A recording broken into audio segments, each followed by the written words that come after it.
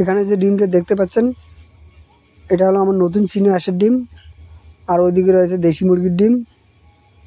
তো আমার কিছু কোয়েল পাখি ডিম দিতেছে, এটা হলো সেই কোয়েল পাখির ডিম, আর এটা হচ্ছে আমার দেশি হাঁসের ডিম। আসসালামু আলাইকুম, আশা করি ভালো আছেন। তো আজকে আমি আপনাদের জানাবো কিভাবে আমি দেশি মুরগি পালন করি। তো তার আগে বলে নিচ্ছে আমার দেশি মুরগি রয়েছে 15 পিস। তো সবগুলোই মুরগি এখন প্রায় ডিম দিতেছে। তো দুই একটা মুরগি আবার কুচিয়ে বসেছে। আমি আমার এই মুরগিগুলোকে ঘরোয়াভাবে মানে ছেড়ে পালন করি। তো এতে আমার মুরগিগুলো অনেক ভালো থাকে। তো যেহেতু এটা দেশি মুরগি, তো দেশিভাবে পালন করাই ভালো। তো এখানে দেখতে পাচ্ছেন মুরগিগুলোর কোয়ালিটি, মাশাআল্লাহ দেখুন কতটা সুন্দর হয়েছে। তো দেশি মুরগি বেশি একটা খাবার খায় না, তো এদেরকে সামান্য পরিমাণ খাবার দিলেই হয়। যেহেতু মুরগিগুলো ছেড়ে পালন করি,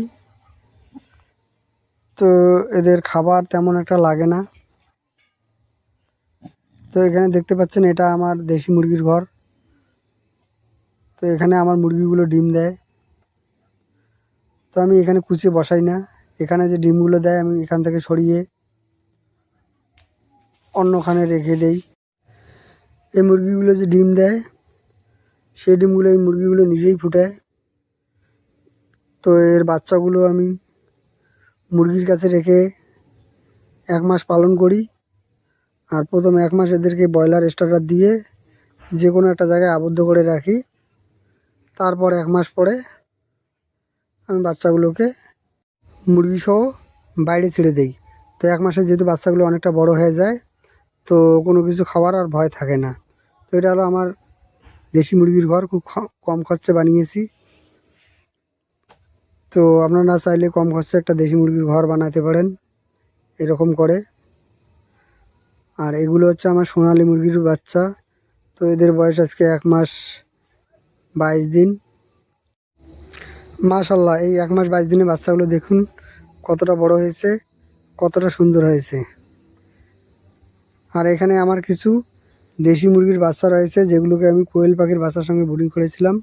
তো আপনারা জানি না কতটুকু দেখতে পাচ্ছেন। তো এখানে কিছু বাচ্চা রয়েছে। আর এখানে দেখুন আমার চীনা হাঁসগুলো বাইরে ঘুরে বেড়াচ্ছে। আর এটা আমার মুরগানা, আমি মুরগ সব বিক্রি করে দিয়েছি, শুধু মুরগি রেখেছি। তো এখানে দেখতে পাচ্ছেন আমার হাঁসগুলো, সকালবেলা এদেরকে খাইতে দেওয়া হয়নি, তো এরা খাওয়ার জন্য ব্যস্ত হয়ে পড়েছে। আজকের ভিডিওটা আপনাদের কেমন লেগেছে একটু কমেন্ট করে জানাবেন। ভিডিওটা ভালো লাগলে একটা লাইক করবেন। আসসালামু আলাইকুম।